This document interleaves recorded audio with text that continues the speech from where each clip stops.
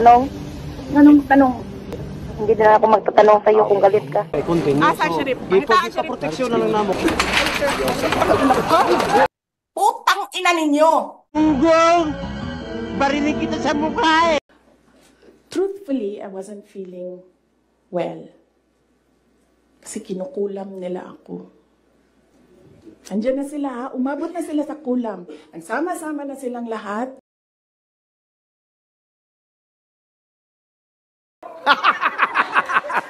Merong isang graduate. There was some sort of inappropriateness sa ginawa ng bata.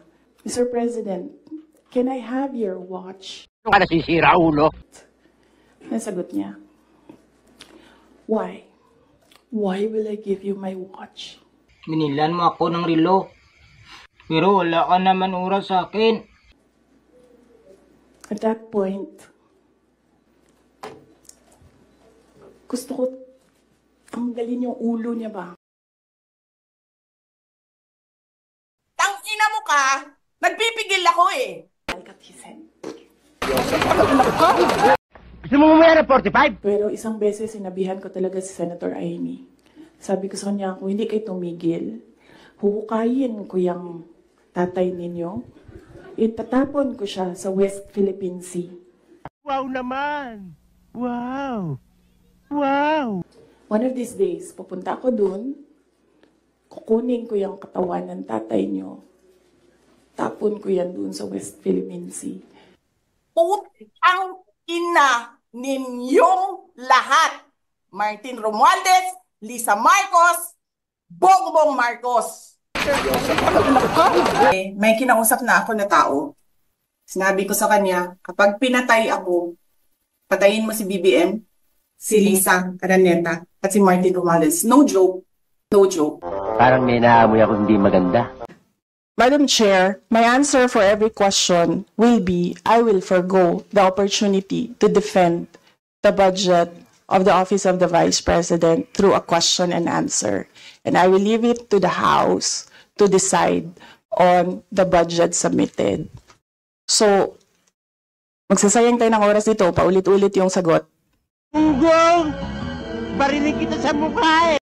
And then, Madam Chair, may I be given the opportunity to explain why I will not and I will forgo the opportunity to defend the budget in a question and answer in the committee and leave it to the House of Representatives to decide on the budget submitted. Galit ka ba? So, according to the utilization of the confidential and intelligence funds submitted by the COA to us, no, so we have here surveillance and monitoring. Sabihin ko lang, Madam Chair, no, yung purchase of information out of 125 million confidential funds in 2022, purchase of information 14 million, payment of reward 10 million, rental and other incidental expenses relative to the maintenance of safe houses 16 million, purchase of supplies 35 million, provision of medical and food aid 40 million, payment of incentives or traveling relative to confidential operations, 10 million. So a total of 125 million conducted surveillance in 132 areas in 11 days. So 100% utilization. Tangina mo ka! Alas man ang bunga nga mo, ha? Madam Chair, I do not understand bakit a person convicted of child abuse is still sitting in a seat. Point of order, ito yung sinasabi natin na dinadivert ang usapan sa ating budget hearing. Kung nagawa po niya yan sa Senado, Madam Chair, dapat hindi natin yan pahintulutan dito sa Kamara. Madam Chair, you did not recognize me. So, ngayon, sasabihin ko na, if you allowed her that, you allowed me a snide comment as well. Putang ina ninyong lahat! Unggong! Barinig kita sa mukha eh! I would not like to assume, but is this about the audit of the confidential funds or the audit of the entire Office of the Vice President? Both, Madam Chair. All right. On the issue of confidential funds, we have received audit actions from COA regarding the confidential funds of the Office of the Vice President. We have submitted our responses and we assure the public of our full cooperation with the ongoing and unfinished audit. With regard to other audit actions, we assure the public that we have submitted our responses and we are in full cooperation with the Commission on Audit. Bola lang yan. Putang ina ninyong lahat. Suntukan na lang. Mga bobo! Pwede po magtanong? Tanong. Hindi na ako magtatanong sa'yo kung galit ka.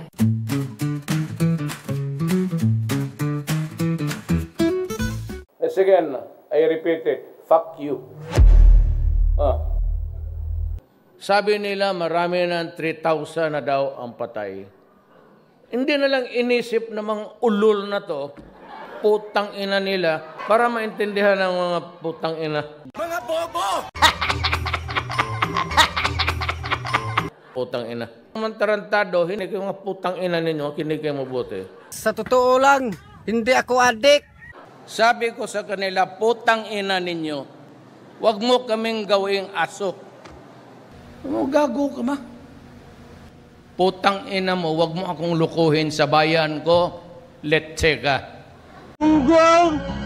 Barinig kita sa mukha eh! Yun di puta. Tang ina, isa ring ugok. Ang masakit dyan, ganito, putang ina nila. Putang ina, iilo ninyo yung pera ninyo. Mga bobo! Mga pare, putang ina, buisit. Putang ina mo, papatayin kita. Wala namang ginawa ang putang ina niya. Lekturan ako ng putang ina niya, ang raportor. Animal kayo, papatayin ko talaga kayo lahat. Wala akong pakialam putang ina ninyo. Gunggong! Barinig kita sa mukha eh! May problema ako sa bayan ko. Ano rin yung bakla, putang buisit ako dyan. May isa akong judge dito, sinipa ko talaga. Sinipa ko sa opisina niya. Hindi kick him. Ayaw magpirma. So nagdududa ako, yung mga pulis apurado. Itong putang inan to, either nagsisirbato ito doon sa kabila. Sabi ko, Judge, putang mo, sipain kita. Sabi niya, sige, sipain mo. Pumunta ako doon sa opisina niya, sinipa ko. Aga, ikaw ngayon. Gusto mo, barilin kita? Sabi niya, wag. O, lagi. Tang ina. Mga bobo!